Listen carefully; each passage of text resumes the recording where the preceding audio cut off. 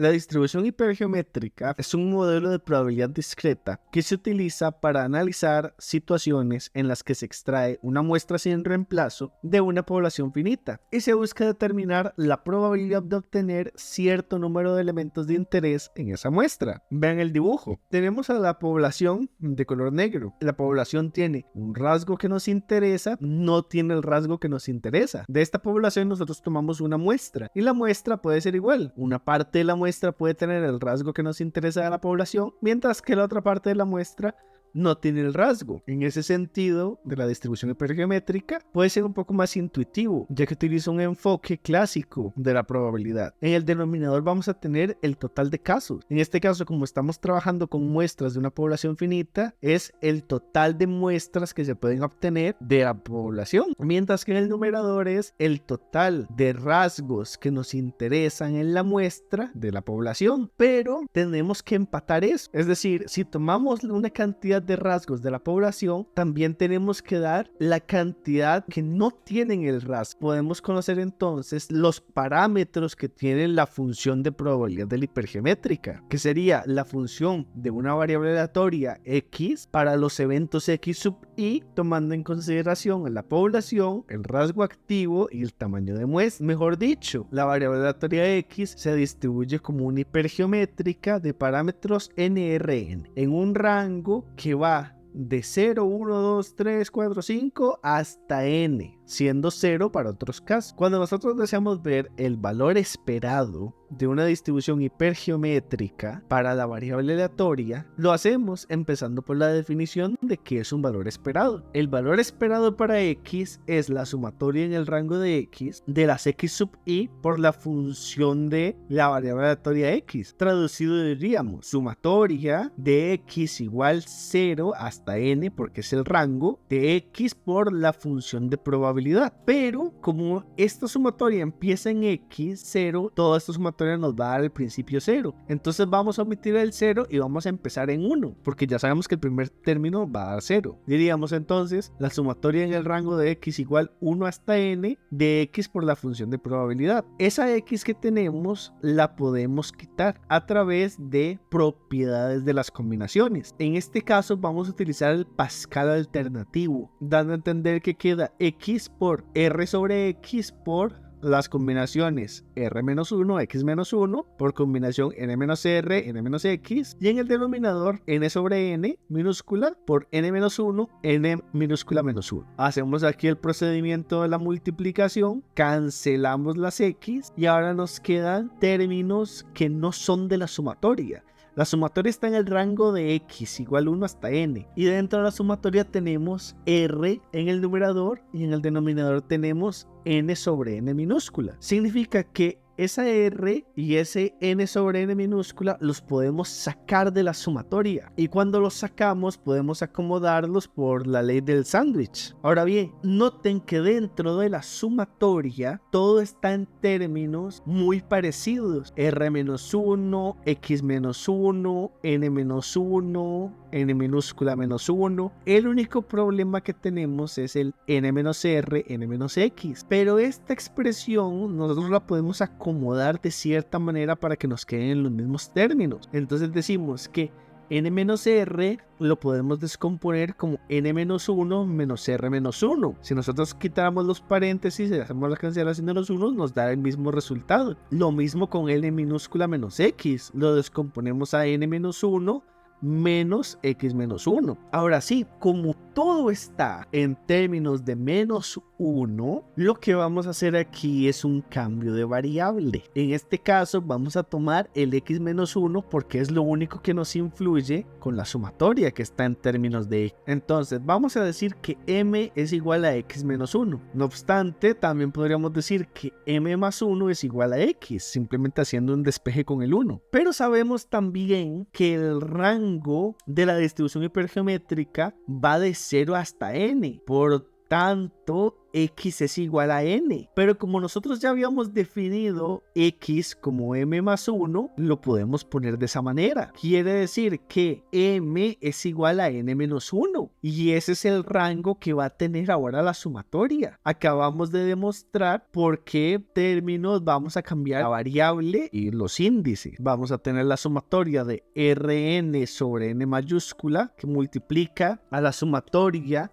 en el rango de m igual 0 hasta n menos 1. Y en la sumatoria cambiamos lo que sea x menos 1 y le ponemos una m. Ahora bien, ¿qué vamos a hacer con este color celeste? Vamos a eliminar la sumatoria haciendo una única combinación mediante la identidad de Van Der. Entonces agarramos esta combinación color celeste y la sumamos a la otra combinación. Nos queda n-1 menos r-1 más r-1. n-1 menos m más m. Y en el denominador nos queda n-1, n minúscula menos 1. Pero ya no tenemos la sumatoria. Entonces hacemos las cancelaciones correspondientes y nos queda una expresión que da como resultado 1, porque tiene los mismos términos en el numerador que el denominador. Entonces acabamos de demostrar que el valor esperado de una distribución hipergeométrica es r por n sobre n mayúscula. Bien, ahora vamos a ver la varianza de una distribución hipergeométrica. Si lo definimos por teorema, la varianza es el valor esperado de una x al cuadrado menos el valor esperado al cuadrado de x. Pero veamos el truquito aquí.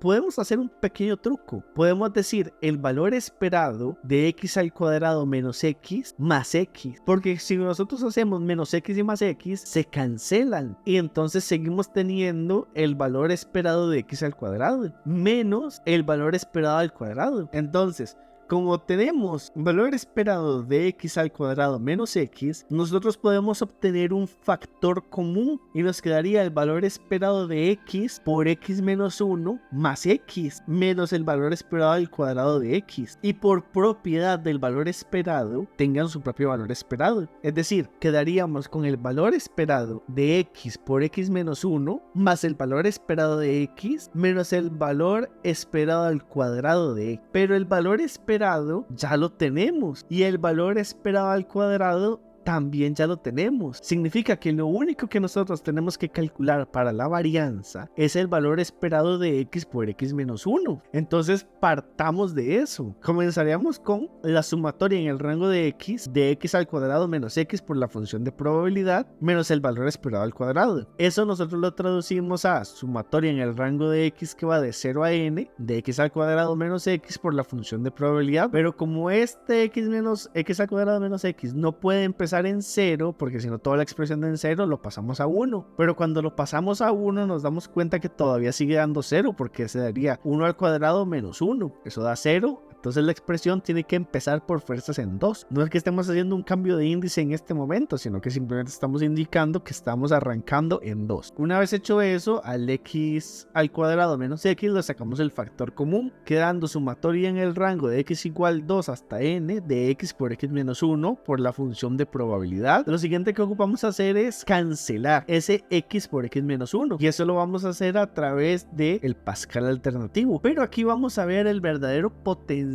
que tiene Pascal, porque Pascal puede ir restando valores. Es decir, aquí lo podemos sacar r sobre x por r-1 sobre x-1 y vean que Pascal quedó en r-2x-2, pero esto nosotros lo pudiéramos hacer un montón de veces. Puede quedar r-3, x-3, r-4, x-4 según la cantidad de términos que nosotros saquemos. En ese sentido, entonces nos queda la expresión x por x-1 por r-1 sobre x por x-1. Aquí se va a hacer la cancelación. ¿Y es que nos queda en la otra expresión? Los términos que no están en el rango de x y son constantes, r por r-1 en el numerador y en el denominador n por n-1 sobre n minúscula por n-1 minúscula. Al ser constantes que no son términos de x, las sacamos de la sumatoria y les hacemos una ley de sándwich. Ahora bien, nos queda la expresión de las constantes fuera de la sumatoria